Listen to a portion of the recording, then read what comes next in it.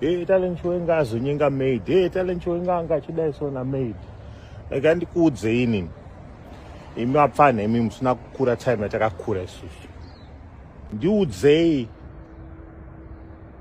murume angana maid vangava namaid kumba kwavo mukomana wese akanga namaid kumba kwavo asina kuita zvinhu zvakadaro zvekutaurwa talent chiwenga angachiita namaid wokumba kwavo. Manjez the Ananaki has come out defending Apostle Talent Chiwenga against allegations of dating his maid. Kusangana kwatikuita zvakare pachannel ino, channel yeZimWitness TV, bandinodzoka nema-updates akasiyana-siyana uye ndinoti kana kari kekutanga kusvika pano ndinokumbira kuti ungobaya button rekusubscribe then turn on the notification bell kuitira kuti usarasikirwe neevery update yandinodzoka nayo pano nguva nenguva. Ladies and gentlemen, I'm back again nenyaya yaManjez the Ananaki uyo anozivikanwa nezita rekuti Drone Commander. Drone Commander abuda achidefenda Apostle Chiwenga achiti iye varume vazhinji vane mamaids vakatodana nawo nemamaids avo uye vakadzi vazhinji vakakura vaine magarden boy pamba pavo vakadanana nawo zvakare. Saka nyaya yekuti Apostle Chiwenga vairara namaid wavo haingazi nyaya inoshamisa. This follows after former house helper wa Apostle Talent Chiwenga Tsitsi Chendambuya abuda pajekerere kuti akarara na Apostle Chiwenga several times uye vaitova in a relationship kubva mukadzi wa Apostle Chiwenga achiri mupenyu. Tsitsi Chendambuya akataura izvi apo aiva kupodcast ya DJ Ola apo aifumura masecrets ekudanana nemugariro waaiita na Apostle Chiwenga. Zvakaburitswa naTsitsi izvi zvakaita kuti vanhu vazhinji vatange kuataka Apostle Chiwenga kubvira kune mamwe maprophets and some Zimbabwean citizens. But Drone Commander vabva vauya vachidefenda Apostle Chiwenga vakati hapana chinoshamisa apa pakudanana nemamaids. Most of people vanodanana nemamaids pamwe chete nemagarden boy avo. Ladies and gentlemen, I want you to watch Drone Commander vachitaura pamusoro penyaya yaApostle Chiwenga. Then mapedza kuona nekuteerera ndinokumbira kuti muuye mucomment section muchitudzawo zvamunofunga pamusoro pezvaitaurwa naDrone Commander izvi. Problem yatinayo semaZimbabwe yekuti tonyeperana stereki, tinonyeperana zvakaipa. Ko zvino makuti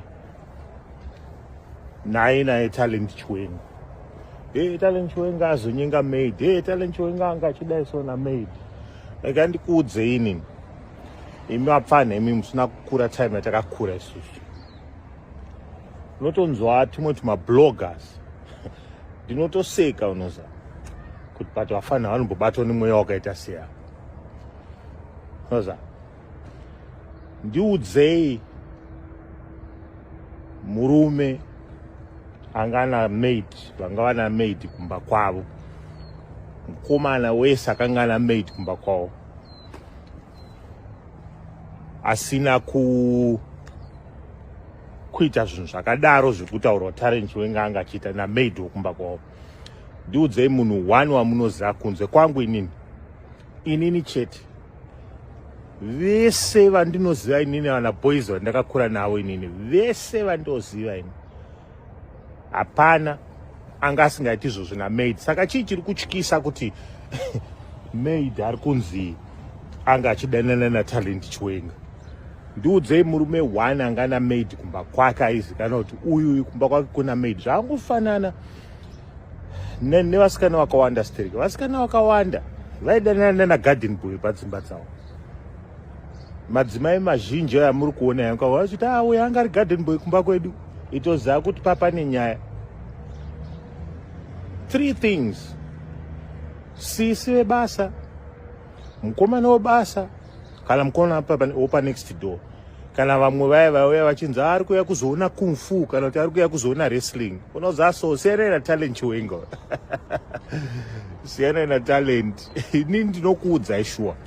Ndini munhu one chete anokuudzai chokwadi. Ndangoti nhasi ndimbokomentawo zvimwe zvinhu zvane chingonzwawo so but siyana naTalent Chiwenga i-activist against ZANU-PF yakanaka Sterek. I like the way that he thinks, and I think musikana wega nyaya dzemari idzi dzingadzimire. Tinovazana sisi vebasa zvavanoita, vanoita zvinhu zvakawanda Sterek. Ndokuitira kuti ana mai kana une mwana wako mukomana pamba, ziva kuti unofanira kuchengetedza mwana wako mukomana pamba. Kana une mwana wako musikana pamba, pana garden boy, ziva kuti unochengetedza mwana wako. Kana iwewe uri baba wopamba una garden boy, ziva kuti unochengetedza mukadzi wako. The other way around too, kana uri pamba uchiziva kuti une murume wako, ziva kuchengetedza murume wako kubva kuna maid, because ndo zvinopesera zvazoitika izvozvo. Saka hatidi zvokuswera tiudzana kuti hey, Talent Chiwenga akazoshata, Talent Chiwenga adidi. Haana kushata Talent Chiwenga. Kana akatojyawo bota zvakatoitika, hazvichinje ende hakuna kwazvichatoenda. Ndini wenyu one wenyu manjets anokuudzai sure good morning. Handimukona ndiri kupfungairawo kuti kuri kutonhora singaiti.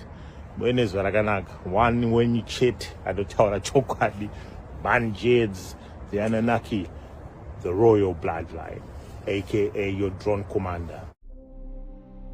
Mune imwe nyaya yandinayo zvakare muzuva ranhasi inyaya inofadza to those vaifarira kana kufollowa Chihombe.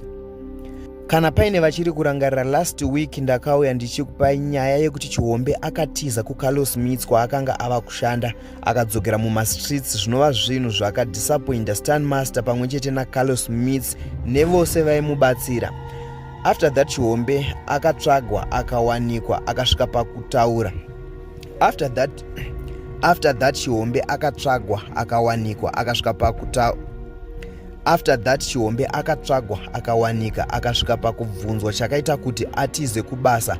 Akataura kuti vanhu vaishanda navo vaimuseka because munhu akamboenda kurehab, so vaifunga kuti munhu akamboenda kurehab wese anopenga. Besides izvozvo, Chihombe akadzorerwa kurehab apo akaendeswa kuMatrix kwatafadzwa Chidawo.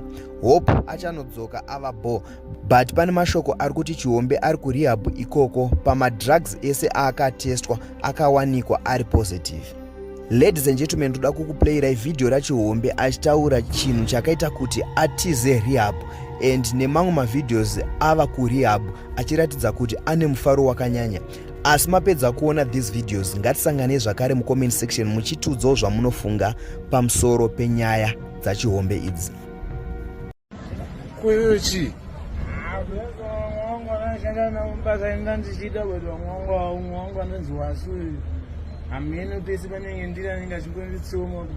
alright, iri bho akakutsoma kwengu yakareba. Wakadi kuuya kunozondudza kana wakadi kutora kuti mukoma Carlos wasari kundidai ko wakadi kuuya pawakatiza wakaenderei murodhi, wakadi kudzoka kuno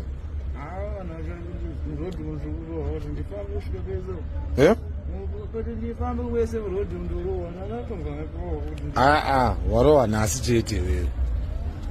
Yewe ukuda life ipi wewe? Ukurova nani? Vachikuroverei? Iwewe kunokwa uchada kuuya, it's okay. Saka iwewe ndakuvaudza kuti vasakuruwa bose wazoda kuuya.